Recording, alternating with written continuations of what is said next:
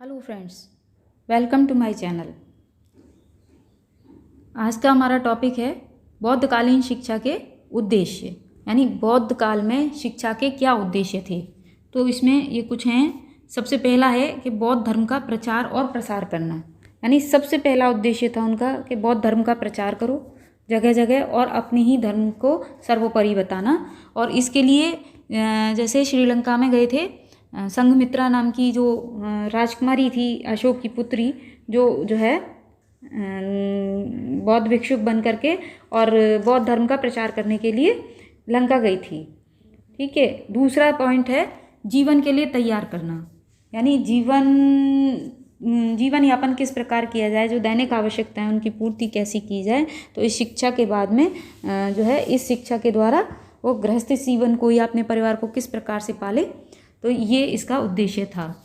अगला था third point, नैतिक चरित्र का निर्माण करना। नैतिक चरित्र का निर्माण यानी सत्य बोलो, धर्माचरण करो, धर्माचरण धर्म की बातें हैं, और दूसरे कर्तव्य पथ पर, सही कर्तव्य पथ पर चलना। तो ये इस तरीके की जो वो था नैतिकताएं थी, उसका निर्माण करना इस शिक्षा का उद्देश्य था। चौथा नंबर था व्यक्तित्व का विकास करना, यानी शिक्षा ग्रहण करने के पश्चात बालक सामाजिक, धार्मिक, आर्थिक, राजनीतिक और पारिवारिक क्षेत्र के उत्तरदायित्वों को कुशलतापूर्वक से निर्वाह कर सके। इस तरीके से व्यक्तित्व का विकास करना। तो ये थे इसके उद्देश्य। अगला पॉइंट है हमारा बौद्धकालीन शिक्षा के दोष। अब जिस तरीके से वैदिक काल में शिक्षा में दोष थे, उसी प्रकार से बौद्ध काल की शिक्षा में भी दोष थे। सबसे पहला दोष था बौद्ध धर्म का पतन। बौद्ध धर्म का पतन कैसे हुआ कि उस समय में जो बौद्ध शिक्षा थी उसका उसमें जो है अलग अलग मठ बने हुए थे, महिलाओं के भी और पुरुषों के भी, स्त्रियों के भी और पुरुषों के भी। परंतु वो लोग फिर भी एक दूसरे के संपर्क में आ रहे थे और उसके कारण क्या था, व्यभिचार उत्पन्न हो रहा था, यानी बुराइयां पनप रही थी, जिसके कारण इस धर्म का पतन प्रारंभ हो गया था। दूसरा है हस्तकार्य के प्रति घृणा।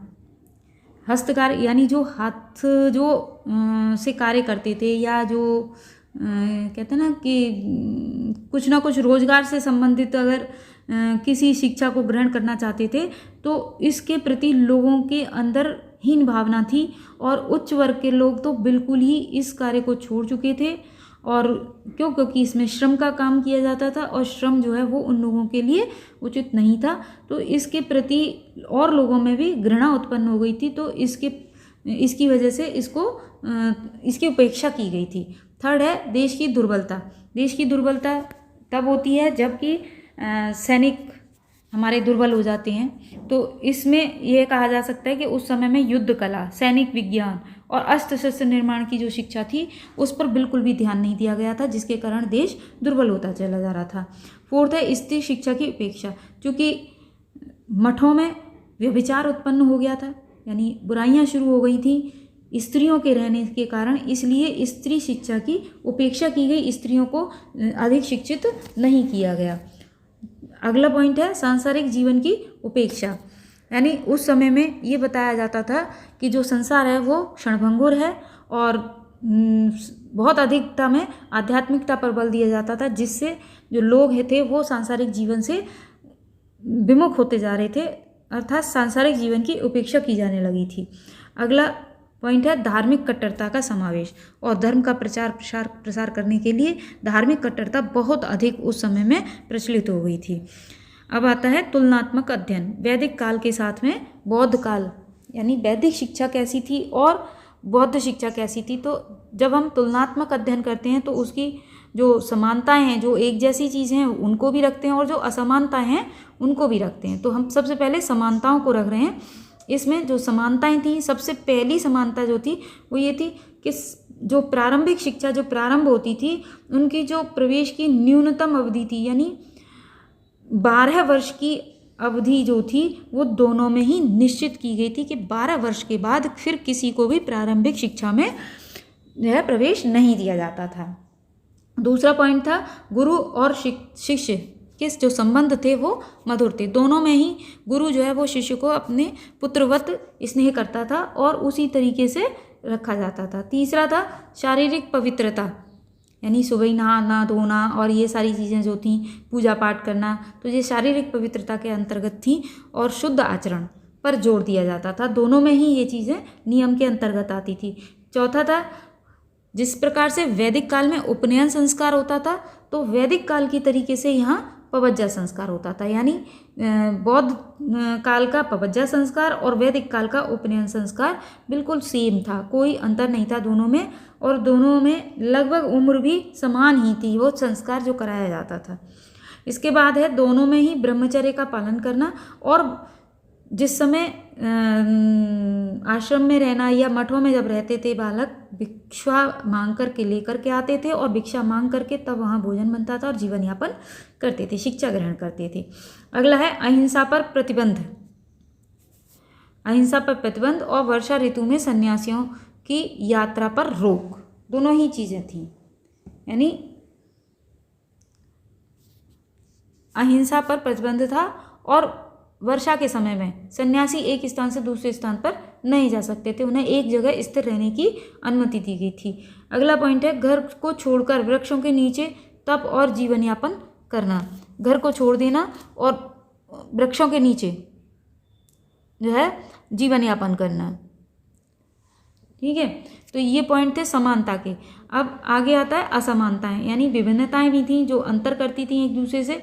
वो सबसे पहली विभिन्नता थी, वैदिक काल की जो शिक्षा पद्धति थी वो पारिवारिक पद्धति थी, अर्थात जो आश्रम में जो गुरु होते थे, गुरु अपने परिवार के साथ रहते थे और वही परिवार जितने भी विद्यार्थी उस आश्रम में शिक्षा ग्रहण करते थे उन सभी को वही परिवार संभालता था।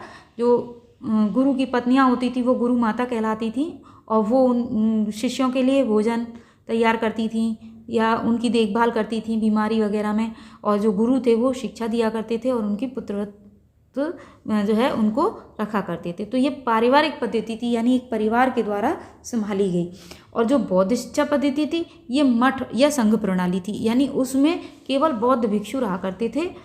एक तरीके से कह सकते हैं कि आज के समय में जो शिक्षालय बने हुए हैं वो बौद्ध शिक्षा की ही देन थी। अगला है, वैदिक जो शिक्षालय थे वो गुरुगृह थे, यानी गुरु के घर हुआ करते थे, और जो बौद्ध शिक्षालय हैं उसमें अनेक शिक्षक होते थे, इसलिए वो एक विद्यालय की तरह होता था। तीसरा, भिक्षाटन परंपरा विपरीत ढंग की थी। दोनों में भिक्षाटन था लेकिन दोनों में अंतर था, दोनों की भिक्षाटन प्रवृत्ति में।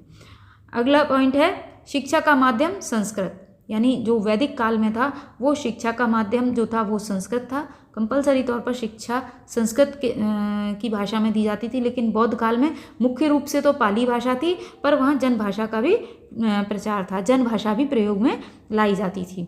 पांचवा पॉइंट है, वैदिक काल में व्यावसायिक शिक्षा पर अधिक बल दिया गया था।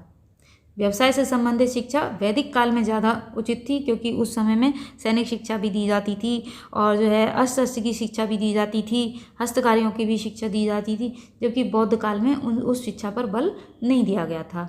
अंतिम पॉइंट है, वैदिक काल में विश्वविद्यालयों का उल्लेख नहीं है, यानी वैदिक काल में जो आश्रम होते थे केवल आश्रम होते थे, विश्वविद्यालय टाइप में नहीं होते थे और एक जैसी ही शिक्षा लगभग दी जाती थी। जबकि बौद्ध काल में क्या था, प्रमुख विश्वविद्यालय का उल्लेख है, जैसे नालंदा विश्वविद्यालय है, और वल्लभी था, और विक्रमशिला था। तो ये जो विश्वविद्यालय थे इनमें अनेकों विषय पढ़ाए जाते थे, अनेकों गुरु हुआ करते थे और बहुत दूर दूर से विद्यार्थी जो थे वो पढ़ने के लिए आया करते थे। धन्यवाद। यदि आपको हमारा वीडियो पसंद आया तो आप इसे लाइक कीजिए, अधिक से अधिक शेयर कीजिए, और यदि पहली बार जुड़े हैं तो सब्सक्राइब अवश्य कीजिए इसे।